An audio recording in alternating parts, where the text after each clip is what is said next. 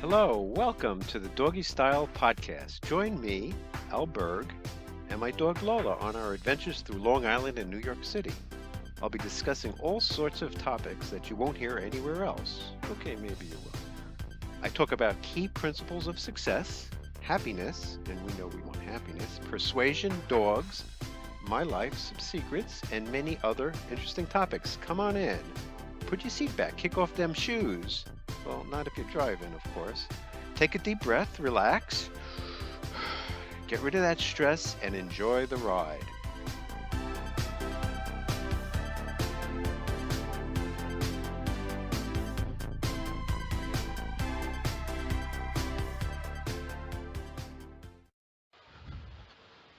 Welcome, everybody. Al Berg here in Times Square with the Doggy Style Podcast, episode 57. It's kind of a little overcast today, and I'm walking in a different direction than I usually do. I'm trying to cut down 43rd Street and try to skip some of the traffic. It's been pretty crowded. I've been walking down 6th Avenue recently, and it's pretty crowded. So I'm just trying to get away from that. So left early today, a little stressful day, as the saga of my mistake, which you could hear about in previous podcasts, so I won't go into it. But I'll just quickly mention that I work in generating reports, and recently there was a mistake in one of them that went out to some people, and a lot of problems because of it. There's a potential that I might get laid off or fired because of it, so I'm a little concerned, but I'll try not to think about it. I had a meeting with my boss today, and I find he does this. It's the second time he kind of is hearing what he wants to hear from me. Not sure we were talking about the checklist. We have a checklist we have to go through, and I was trying to make the point that we need to change the checklist a little bit. Not saying anything negative about it, but he heard it in a completely different way. That was he's done this before. So, anyways, it's not a great place to be in, but I always say that every cloud has a silver lining. So it is possible that maybe some good things will come out of this. Maybe I'll get a new job, a new and better job, or maybe I'll start working on my idea. And today I had an idea, reasonable idea. I have a intern coworker who seems interested in learning XLVBA. So I've shown her a little bit of what it can do, so she seems really interested. And I said, oh, you should take a course at school, and they don't have one. So it made me think of the idea of having some sort of online course where I teach it, and I could teach it to many colleges at the same time. So, and then somehow, excuse me, sorry. Oops, sorry. And somehow charge all the schools at the same time. So just an idea where give an online course for colleges that don't teach VBA. And I really need to think about a syllabus for this and how I would do it and all the details. So, okay, so today is June 20th. Spent most of the time generating spreadsheets for my deadline. We have a deadline at work of the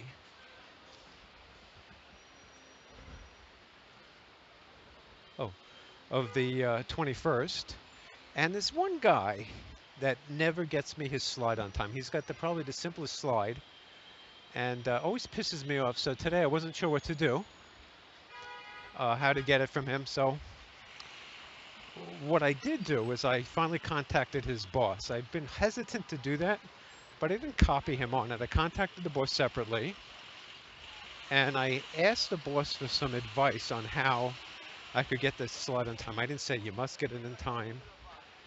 Um, I always get worried because just doing something like that, it just seems like almost anything I've been sending out, I get criticized from my boss. So I don't know if he wants me to. It's the other day I sent something to the help desk and it pissed him off. So, and then some other things today bothered me a little bit, which was I kind of get this feeling since this happened that he's asking a coworker for a lot of information, and the coworker basically said, "Al, can you do this for me?" So I had to run some stuff for him. I don't know if he's representing it as he did it. I really don't know. And then another coworker is going to be testing some of the software I ran. And this is, I've been talking about not giving your coworker your IP. And he specifically complained about how the code was hard to use, that it stopped using, he had to enter his ID and password a lot, and so it made me feel good. In the past, I gave him the ability to do these things, and so I've realized how it can backfire, and I will, I'm not 100% sure this is the right thing to do. Something doesn't feel right about it, but what can I say except I'm gonna just do the best I can, So, anyway, it's definitely less crowded here. Seems to be a much better place to walk.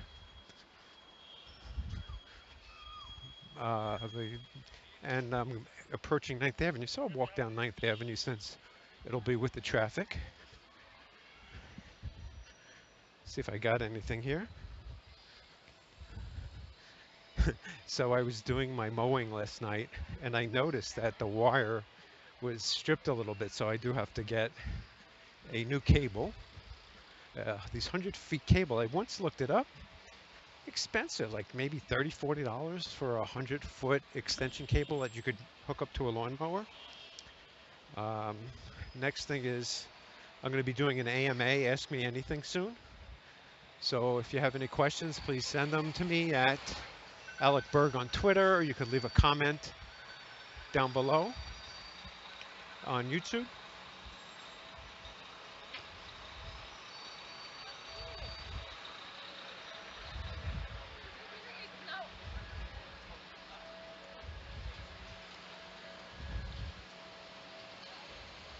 So one thing I was thinking about is to ask, that you can ask people that work for you, who's the best person on the project that you like the most or that helps you the most, and just to see what people say. And then you could also ask them who's the worst.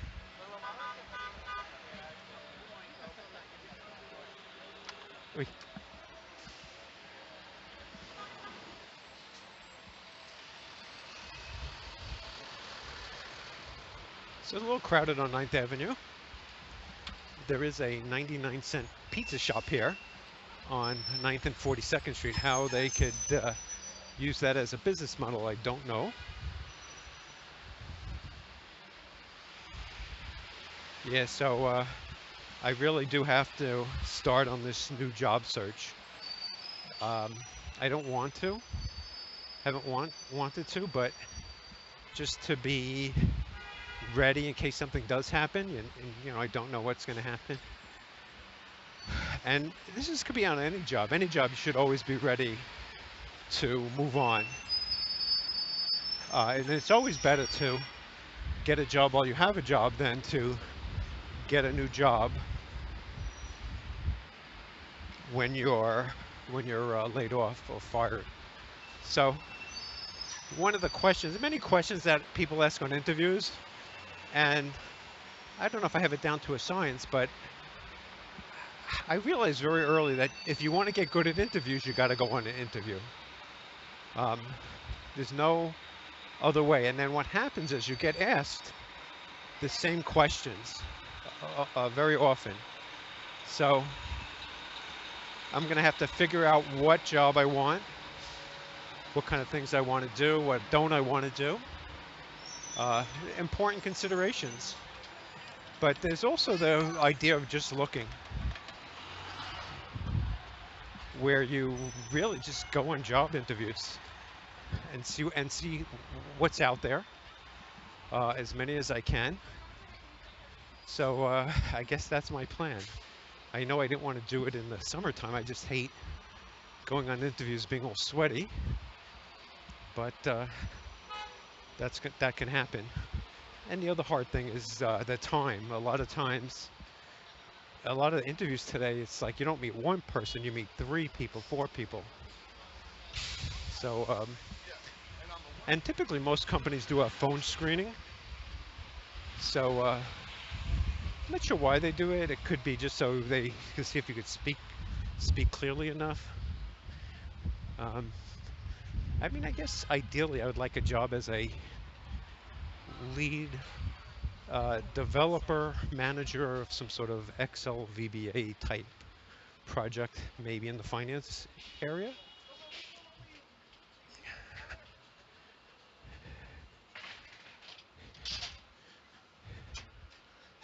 Um, so one thing I could also do is search internally for a job, but if and of course, now that I screwed up, we have what's called a semi-annual review coming up, and um, that re that review is coming at a bad time. So I guess my goal is to not get less than a meets. So one of the things I'm going to need to do is really lay out what I've done this year. And so when I say meets, there's 3 ratings you can get in my company. You can get an exceeds expectations, meets expectations, and below. And below is pretty bad. I think if you get a below, you can't even transfer internally. So not something that I would like to get, but it could happen. I mean, I could see this one thing. Um, and I do take responsibility. It was my fault. I wrote the code that had the bug in it. So, whatever happens, happens. I mean, I'm willing to suffer the consequences, be it getting fired. I don't want that to happen. Getting a low review. All sorts of things can happen, but I'm going to try. I'm going to try to be a little more proactive and see what's out there. Uh, Ideally, I would get a job and leave very quickly and not give them much time. They've done a couple of things that piss me off, but I don't really want to talk about that now.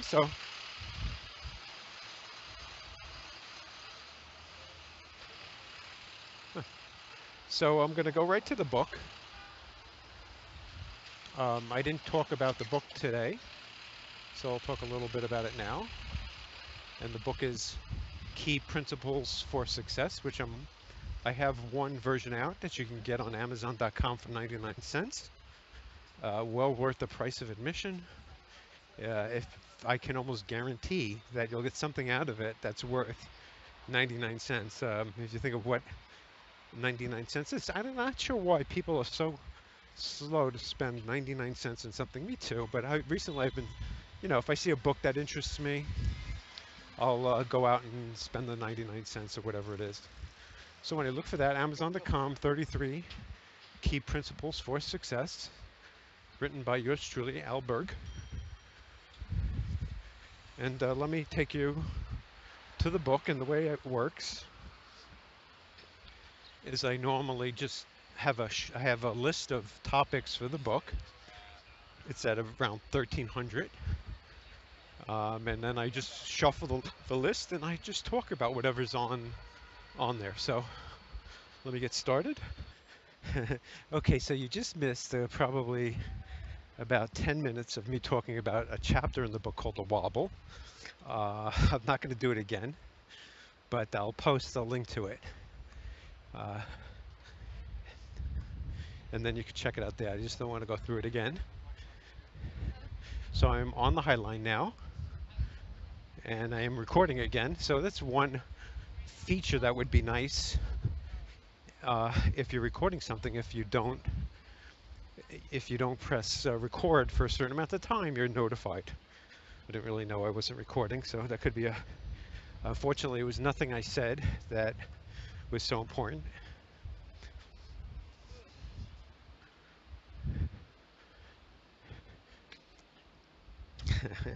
The next one, and I think this one is actually part of the book, a new boss equal a new job. So when you get hired to a job, usually you get hired and the boss interviews you. They like you, they hire you, they make you an offer. And that's great. So your boss starts out liking you, there's something about you they liked, and it sets up a really good confirmation bias. They're committed to you, they're going to pay you a lot of money.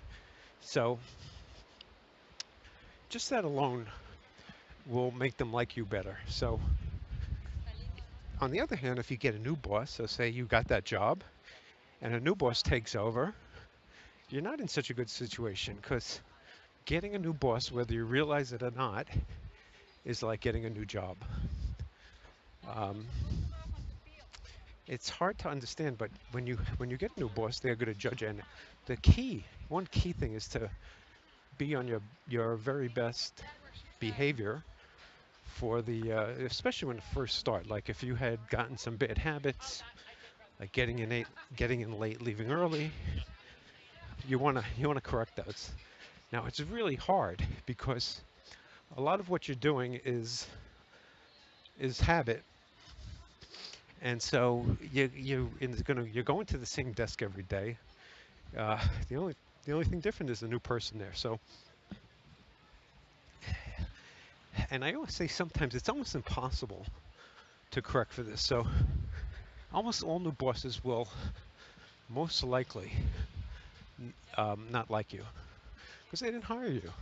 And if somebody gives them a negative opinion of you and says, "Oh, watch Al, he's blah blah blah," that was blah blah blah was a negative opinion, then it's even worse because they've set a negative confirmation bias trap, and that trap will be a filter that your boss is going to look through. So if they if somebody tells the new boss, "Oh, he's lazy," or he's not thorough, you'll be checked all the time. And if you make one mistake out of 1,000, you will be considered not thorough, and then it'll confirm what the boss was thinking.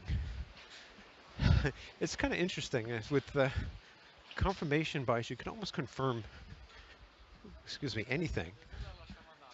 It's got really crowded here today.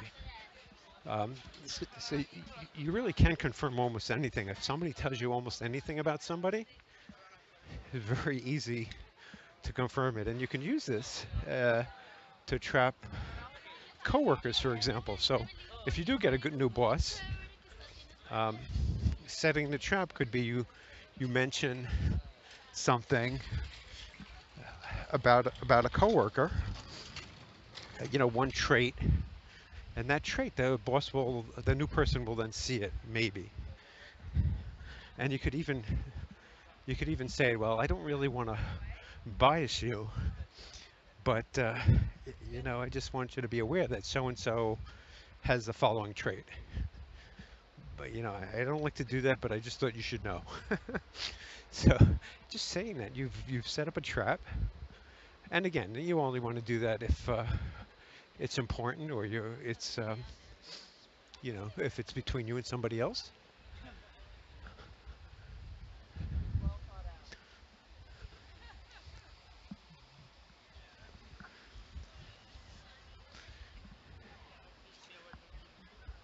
Okay, so let's see what it says. And I believe this is this I'm pretty sure is in the book. Looks like they're filming something. Nice camera.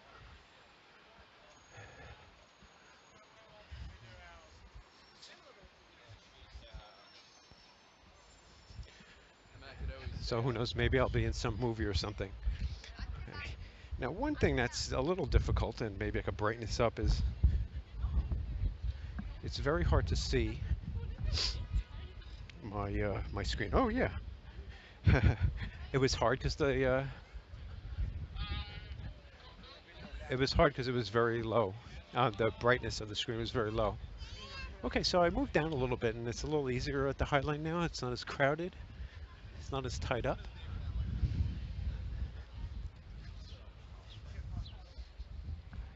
And there is a pretty cool breeze right now. Um, and one thing's a little hard when I'm reading this is that I'm walking. I have to concentrate on that. It's hard to see the screen. So anyway, let's give it a try. New jobs are interesting. They bring out new energy, new habits, and new possibilities. Most people will act differently at their new job than if they were at the job for 5 years. Familiarity breeds contempt. If you've been at a job for a long time, you are you're running on habit. But a new job is different. It's a new location, new people, new desks, new language. Everything's new. If you get a new boss, watch out. She didn't hire you. She doesn't know your skills, but the new boss might want to bring in people they've worked with before. There are risks here, but the best wisdom I can give you is that new boss equal new job. NB equal NJ. Don't be complacent just because the job isn't new. Treat this boss like you have a new job. The most important thing about the new job is setting up a good confirmation bias. So when the new boss says jump, you say how high. Your new boss will have an opinion of you just based on your appearance.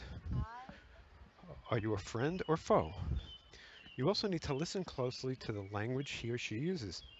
The problem is if you have some bad habits at your current job, they won't go away just because you have a new boss.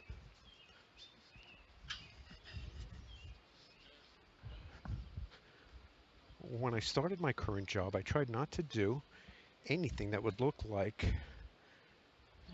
weird, like making bulletproof coffee, for example. But the new boss has much more to lose than to gain. I got a new boss yesterday. Not really yesterday, but when I wrote this, today I'll meet him for the first time on Cisco telepresence. One strange thing about my new boss is that he has a lower title than somebody who works for him. I'm wondering if the record is wrong. It says that he's a VP and somebody who works for him is an SVP. The fact that this makes the possibility of the fact is that this makes the possibility of me getting a promotion much less. Yeah, so I kind of got screwed.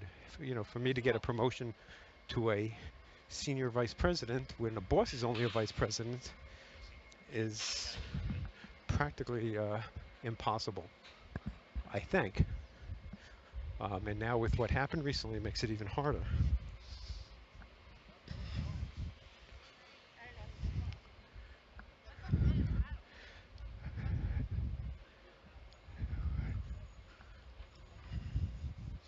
It will be interesting to watch and track what happens for my own future if I want to walk into a new situation. I'm not sure what that meant. That wasn't well written. The new boss has a big obstacle in front of him. He has to learn a lot of new things that are difficult and time consuming to pick up. It is a problem when you get a new boss at your current job. If you get a new job, then you have the following advantages. You were hired by the new boss. He or she picked you, so they'll have a positive confirmation bias towards you. You'll behave like it's a new job, that is, on your best behavior. Almost everything is new, so you'll see things that others don't see. You'll be excited to make a good first impression. As long as the new job isn't a step down, you'll want to perform well. When you get a new job, a new boss, you face the following issues. You've developed habits that might look bad. Example, surfing the internet, getting in late, leaving early, etc. He or she might want to hire people he's worked with.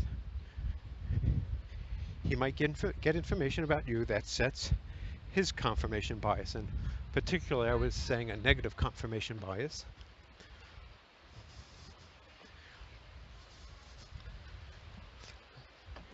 I have a new boss. I work in New York City, and he works in a southern state. He was hired without my input, which tells me something. My opinion is not important, so I'm not important to my boss. He's the alpha male. I wonder why I didn't get this job. Was I even up for consideration? One roadblock was that a coworker that has a higher title, a larger office than me, gets more respect. I don't like authority, and no one likes deprival superreaction syndrome, DSRS, which is possible I will get. Wasn't written well either. Some of the emotions I'm feeling are fairness, jealousy, anger. Change is hard, but it could be better. I had a series of habits, and what are some of the things the new boss can bring from an optimistic point of view? I know about confirmation biases and can work to prevent it. He might love Excel. He actually doesn't like it at all. He might make what I do more visible so I get credit. That hasn't happened. Matter of fact, he's found ways to sabotage me in a way, or at least I feel sabotage.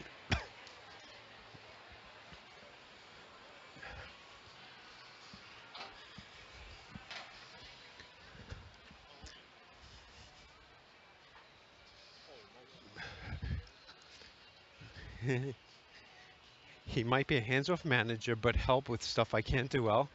He's a micromanager, and he hasn't really helped me in any way except a lot of criticism, a lot of complaining. So it hasn't worked out well. At least it doesn't feel like it has.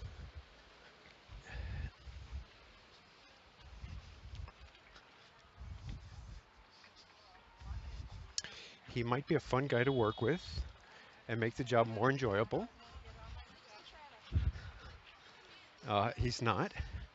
I don't like the current boss that much. Yeah, so the guy that he replaced, I didn't like him either. So something about the guy. Uh, I'll have to go into that another time. He's a smart guy though. He just knows a lot of stuff. But he's very big on criticizing my knowledge and pulling this key principle risk, key person risk. One of the skills I have is VBA, which is not an impossible skill to learn. So that was his big focus, and he said it a lot. And I'm sure he gave a confirmation bias to my new boss. Okay, I'm off the High Line, and it's 5:41, so I have 20 minutes to walk from the High Line to Penn Station. I'm at a place right off the High Line called Woodstock. It's really crowded, but there's something about it I don't like. Maybe it's just too bright.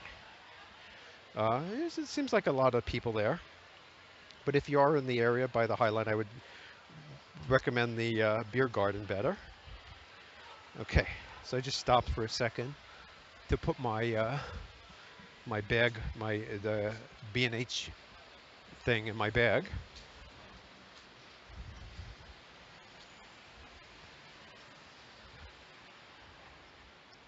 He can help resolve the issues that are important to me. I'll get more appreciation. So none of that has happened.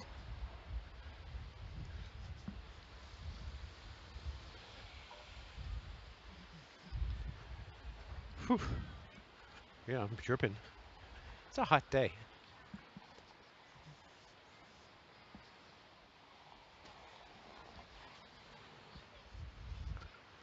Whew.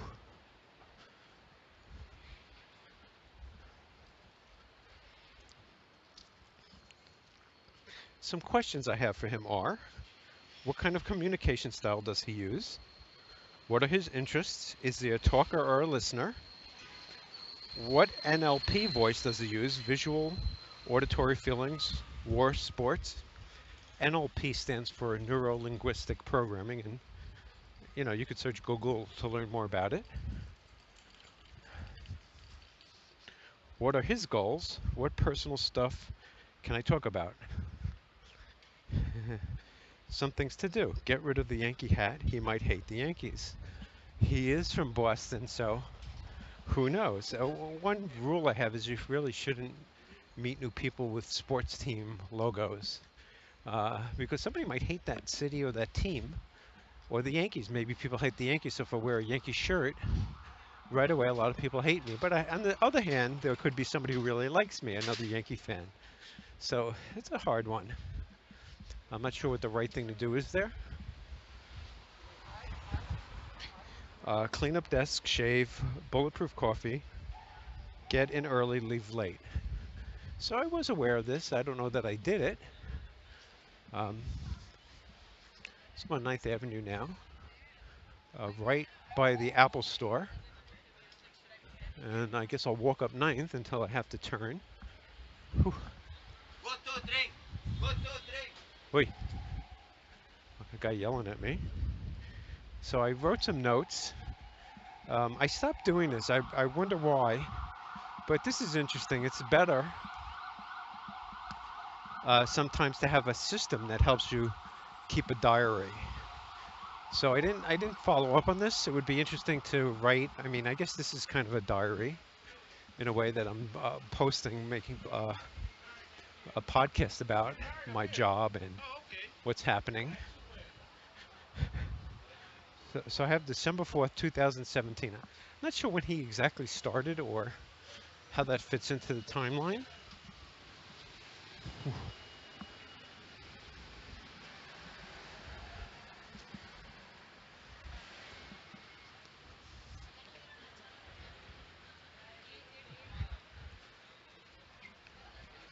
Um, on December 4th, 2017, I worked this past weekend preparing for a meeting with my new boss. After all the work, after all the work, my demo bombed. Yeah, so that's a bad thing. Um, Somehow I should have done a better preparation. Nothing worse than the first thing you show somebody to not go well. I don't even remember what happened. After all the work, my demo bombed. Many things didn't work. I violated a few of my rules that would have prevented this. So I like to have rules, and somehow this violated it.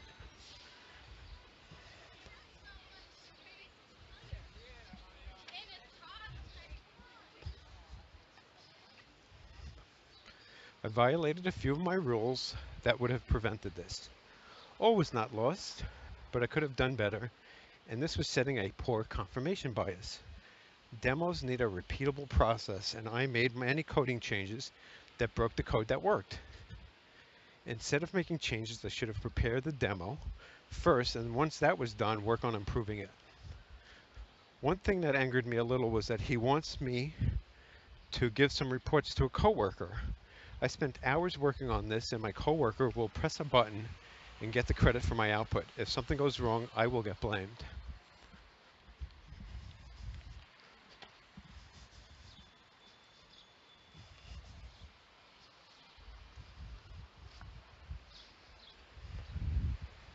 It's all about my boss and not about me. Yeah, so I didn't write any other notes about that. Um, I'm not sure what I could have done. Woulda, coulda, shoulda. Uh, Better off to just focus on my current situation. I have a lot of rules about that. So one rule I have is just because you own something, a job, doesn't mean I have to go to that tomorrow. I mean, I could just literally quit. Call in and tell them I don't want to work there. I wouldn't do that because I have a family, have bills to pay.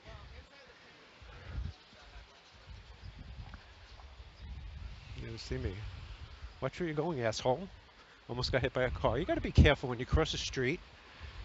Cars make a turn. It's very hard for them to see me anyway.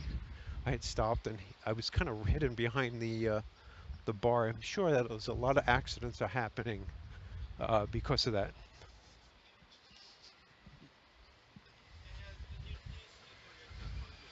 Okay, so we're on 9th Avenue, 19th Street, and I got 14 minutes left to get there. See, so those two I've already worked on.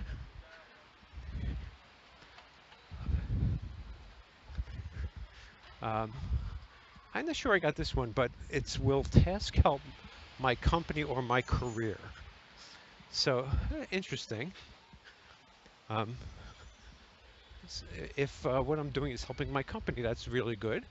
And if it's helping my career, that's really good. If it's doing both, it's even better. Um, I think I really like automation, and I'm just, as I talk about this, I really would like to automate, set up some sort of system so that it's really easy to automate anything. So today I was trying to automate a piece, and it was hard to do. I had some slides came in from somebody, and I had to paste everything but the page number, I think it was, into the what I call a template. That data changes every month. I mean, easier would be for me to create that slide somehow, but I don't have the ability right now to do it. So somebody else is doing it, and I receive it, and I just have to get it formatted and get it included. Oh man.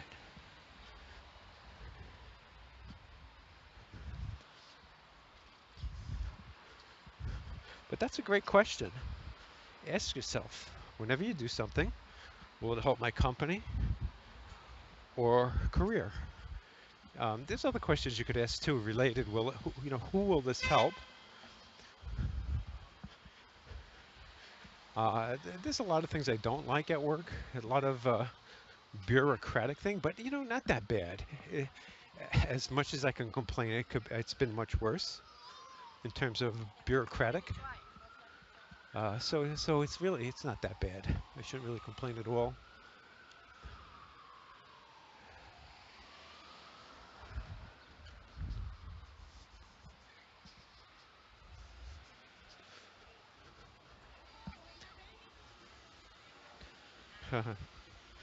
The next one I have, and I spoke about this, I think this morning, or I've mentioned something similar, and it says, learn from Weebly.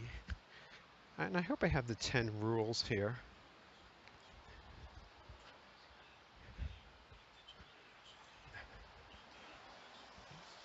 Now, I'm not sure, it says learn from Weebly. There's some notes I took, it looks like. And I'll just go through them. So I was at a seminar at work for this company called Weebly. Talked about them. I think the guy's name is David Rushenko. Gave the talk.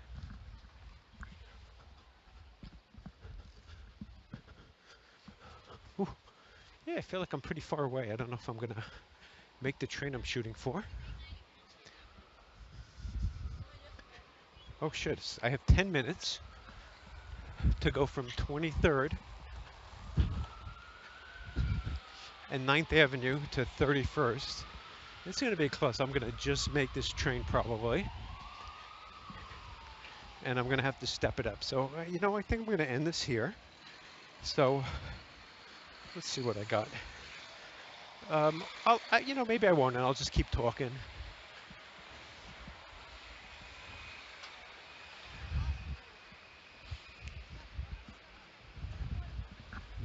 As I'm running across the street.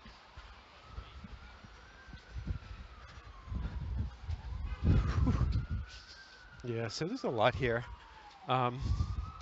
Okay, so I'll just go through it quickly. Maybe I won't stop that much, walk faster.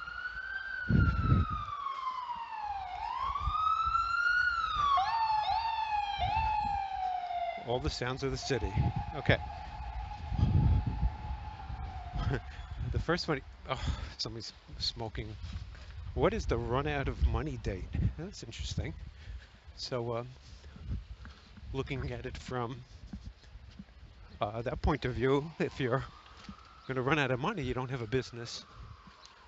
So you need to know when you're going to run out of money. And that's one reason why, at least my business model, there is no money. I won't run out of money because I have a job. I have money in the bank, and I'm not quitting my job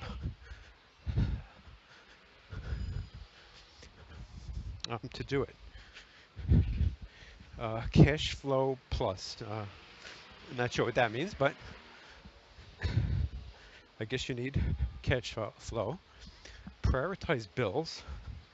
So you want to pay the bills in some priority order. So I guess you don't want the electricity shut down. So that's a bill to pay. And I've really never had these issues. Some bills you might be able to delay. You owe something to somebody and you try to hold off. I mean, I would imagine a lot of companies go through this. You know, I don't even think about it. I've worked for big companies all my life, some small companies, but these definitely are issues that I wouldn't even consider to prioritize your bills.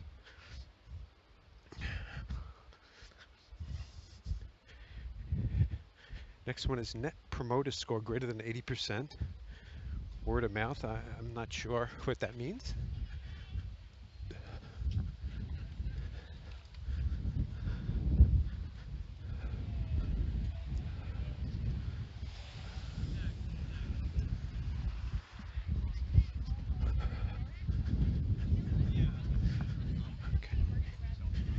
Uh,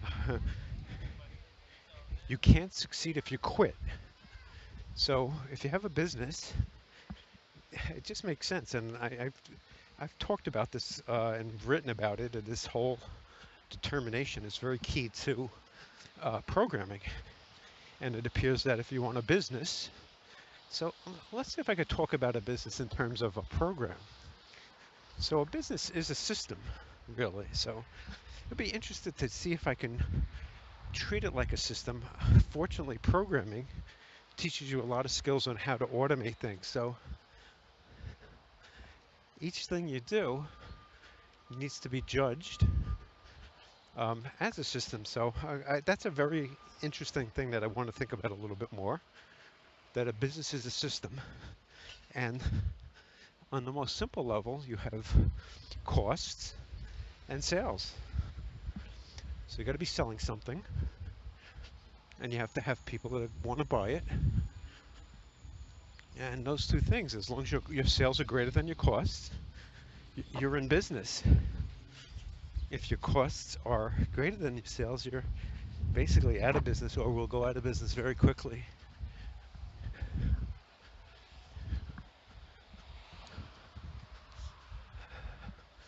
Okay, so we got 5:55, 6 minutes left around 29th Street. As I'm picking up the pace. I'm not sure what happened that I was late. Maybe the way I went. I added an extra block by walking down 43rd Street today. Move the fuck over. Shit. Sorry about that, but somebody was walking and didn't like move over. Okay, he's running again.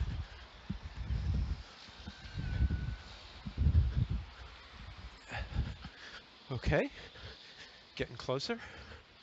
It's kind of a dive bar. I passed it before.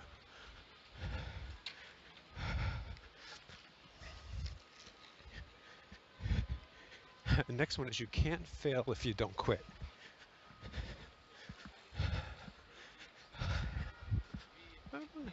I guess the idea is that even if you don't have money, even if all things are going wrong, and this must have happened with his business, he didn't want to quit.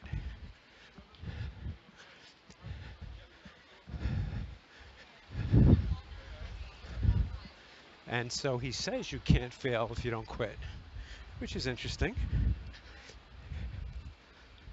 The next one is everyone tells you dumb idea. So, I don't know, I mentioned an idea today, and I got great idea. So, well, that was from a young intern.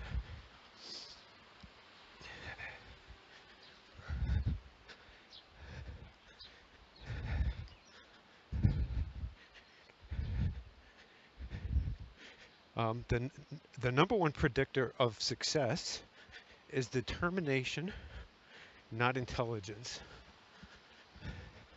So obviously he's big on determination. He's mentioned it a number of times. Seems like if you're determined is where the sweet spot is if you want to be successful. Seems like the not quitting attitude is really what gets it, according to him. And I guess this is how he felt. Next one, number 9. Make complicated things simple. And I've highlighted the top 10. This is a highlighted one. So if something's complicated and you can make it simple, that's the start of a business model. It's a process. It could be part of my system. I have an idea of a system that helps you make money. And one of the things is that if you could take something complicated and simplify it, you can make money. Make what people want. Kind of makes sense. So the question you need to ask is, does anybody want this? Get feedback, which is good. Harder to do. Easy said, hard to do. As I'm running on 3 minutes now. Okay, I think this is going to be a run. So I'm gonna call this now.